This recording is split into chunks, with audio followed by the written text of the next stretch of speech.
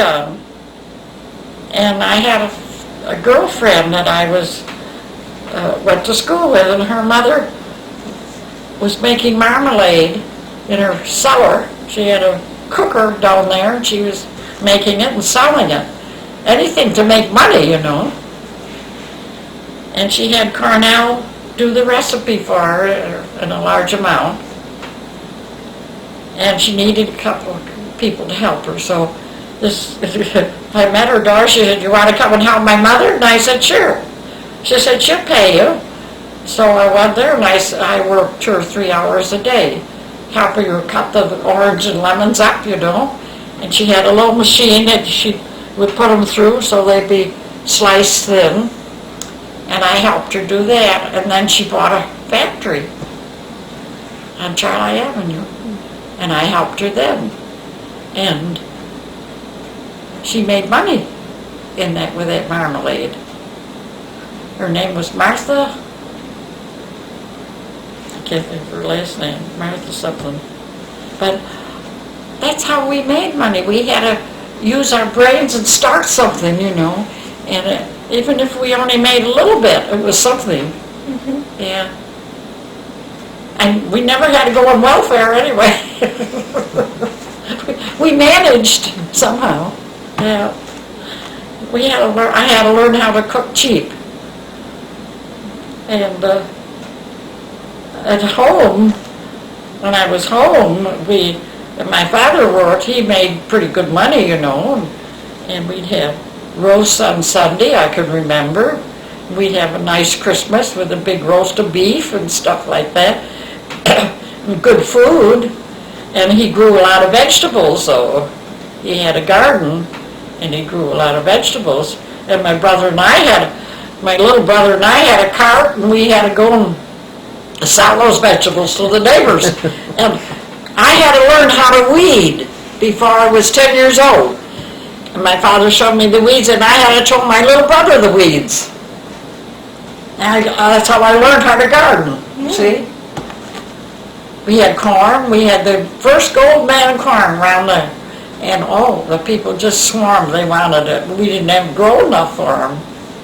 And now it's different, you know. They have different stuff. But my father, even though he worked as a mason, he did other things too. You lived in Rochester? Yeah. In downtown Rochester, you have this? Where was she? Where in Rochester did you live? We lived on Anthony Street. It's off of Thurston Road. Mm-hmm. Do you know what Thurston Road is? No. It's a city, right? Yeah. You lived in the city? Well, it was in the city, but it was just starting to get houses. I called it the Sibleys tract, and they had the streets in, but no houses. And our street run into this Sibleys tract. So right here next to our house was a vacant lot, and my father dug that up by hand and made a garden out in that lot. And it wasn't his lot.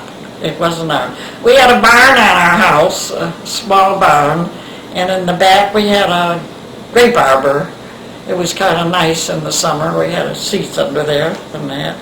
And he had a horse and buggy, right? Yeah. To keep it, of course, we didn't have a refrigerator now, you see. He dug underneath the barn and dug a big hole, took the floor off and dug a big hole, put steps down in there. And I don't know what he lined it with, but he lined it with something. He used to put his vegetables down there. Cold cellar. And they would keep, see, like the potatoes and even apples and things. They wouldn't freeze, but they'd be cold, see. That's how he kept them, see. And Mother would can things, you can them, you know, when they're first harvest them. Like the beans and the peas, and that would be canned. Tomatoes would be canned. She'd put them in that water, you know. She had a boiler, a big boiler. There's one out in the garage. There's a brass copper one out in the garage. And she had a wooden thing that fit in the bottom my father made. and she took the cans, raised them up from the bottom, and she put the cans in, and 1, 2, 3, 4, 5, 6, I think she could get cans in the boiler, and boil them so long, 20 minutes maybe, after they start to boil. And then she'd have to stand on a stool or something to reach down to get them. She had some kind of an implement that she used to get them, and had a couple of big, heavy gloves that she wore, because it was hot. They were hot. She'd take them out, and then she'd tighten them after. They would be tight, but not good and tight. And then she'd tighten them, and you could hear them. They'd sort of whistle like a little when they tightened. And then she'd turn them upside down.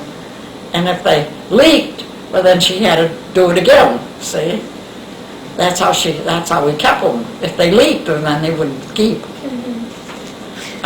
We used to have peaches and pears and all that stuff we'd have, a lot of it. The peaches were delicious, and the pears were good too. She put lemon in the pears. They were so good. And the tomatoes were good. The peas were good. The beans I never liked. But Was that common for people to do? Was that a common thing for people to do? Oh, the canning was. Oh, yes. Everybody can. Even in Rochester. Yes, yeah. Because they do here in Pennsylvania. Yeah, out here too, but in Rochester too. All the neighbors were canning. They all had families. They'd buy the vegetables cheap and they'd can. They'd have a garden if they had enough land. They'd have a garden, they'd can. We had to, we had no way of keeping it. And then when icebox came in, you had ice. When we come back from Oregon, the house on Frost Avenue, we had an icebox. There was a little built in to get into the back door. It was just like as you come in, it was and we had the icebox there, and a pipe leading down to the ground underneath the floor where it would drip, see? And the iceman would come in and put the ice in, but it didn't keep things too good. No, it wasn't too good. It was better than nothing, but it didn't keep things too good. But then when the first refrigerator came in, that was a wonderful thing, yeah.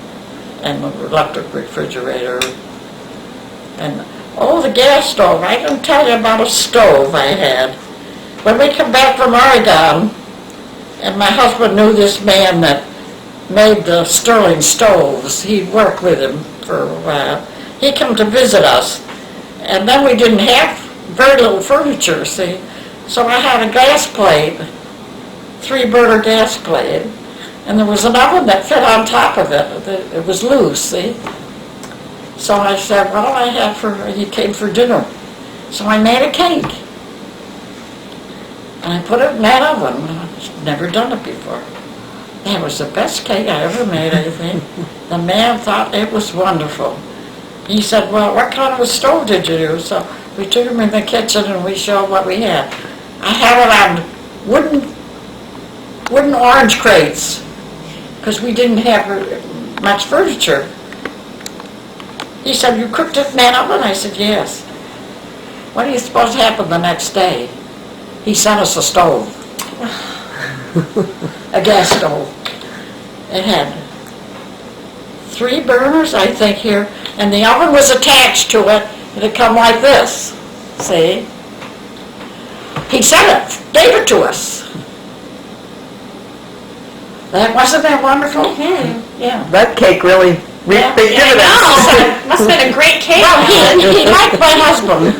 He liked him very much, and my husband had worked at his place at one time, and they were sort of friends, but not real good friends, but kind of. And when Emma asked him to come for dinner, I said, gee, I only got that 2-burner, 3-burner gas thing. What am I going to do? Well, we'll get along somehow, he said. So I made a good dinner, and he thought it was delicious, I don't remember what I made, but I remember the cake. and I put frosting on it, and it was the nicest cake he said he ever tasted. I don't remember how it tasted. Must have been pretty good. Yeah. Oh, a lot of funny things happen to you, you know. Yeah. A lot of funny things happen. And I think it's nice to remember the good things and not the bad things. You know. That's what I try to do.